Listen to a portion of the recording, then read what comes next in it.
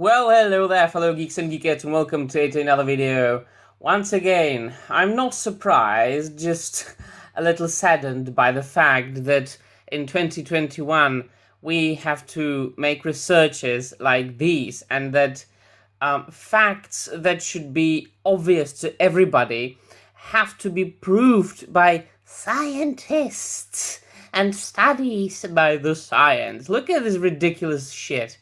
Classic Disney princess trope isn't damaging to children, study finds. Oh really? Thank you, Captain Obvious. Well, let's dive into the article. A recent study suggests that Disney princess culture actually has a positive impact on the attitudes of young children. Really?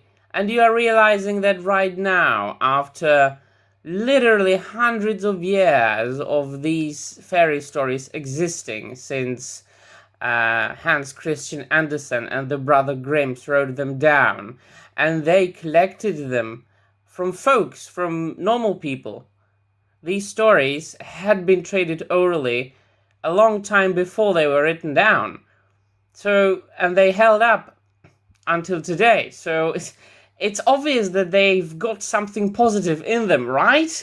Millions of children all over the world love them, but suddenly studies have to find that they are not harmful. Fuck you.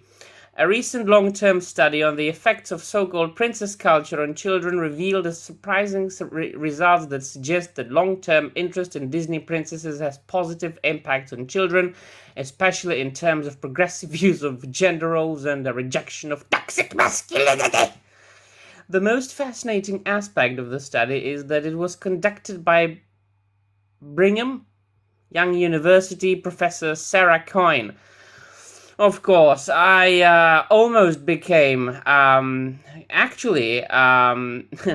very good academic until an intern from Iran came, a female one, and suddenly she got all the attention of all the tutors and all the conferences and all the chances for publication went to her, and there was no time for a little white guy like me.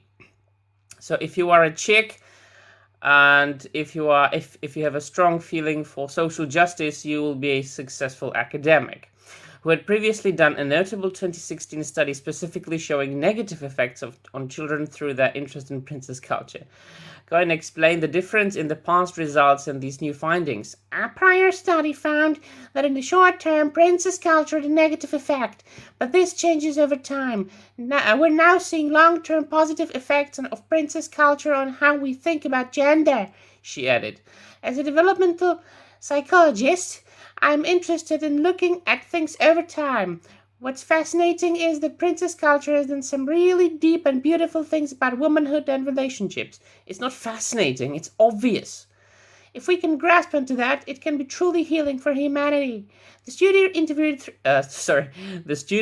study interviewed 300 children and their parents during preschool, and then once again 5 years later.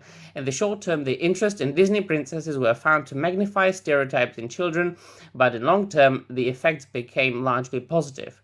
And so on and so forth. We don't really have to read the entire article. Do you know why? Because these fairy stories, these stories in general, they support the traditional values, the family values, the concept of family, the concept of the traditional relationship between a man and a woman. And this is what holds society, what holds humanity together. It's really the building brick of the entire society, the family. Family is the basic nuclear freaking part of the entire society. You get rid of family, you get rid of humans. You get rid of the relationship between a man and a woman.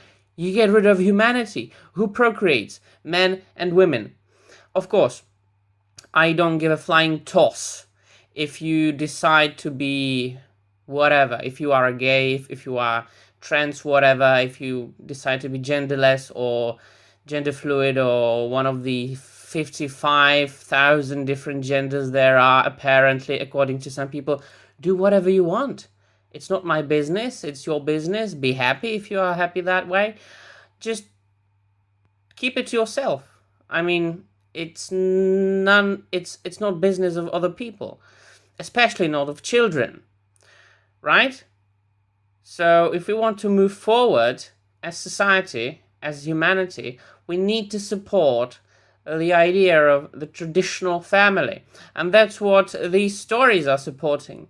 So that's why I'm quite fascinated by articles like these. That it's according to them, it's surprising that princess stories have positive effects on children. So bugger off, idiots, and stop being Captain Obvious. Right, let me know in the comments down below what you think, my friends. And don't forget, the 4th of July, for my Czech subscribers and Polish subscribers and Slovakian subscribers, the 4th of the 4th of August. The 4th of August is the launching date of a crowdfunding campaign of my own book, of a collection of poems and short essays inspired by nothing else but old European myths and legends. It's all written in the old Germanic alliterative verse, and I was hugely inspired by things like the old Icelandic Eddas by John Ronald Reuel Tolkien, by the classics of the 20th century fantasy, and of course by the good old fairy stories and folk tales. Among others, you can see them here: Snow White and Cinderella, and so on and so forth.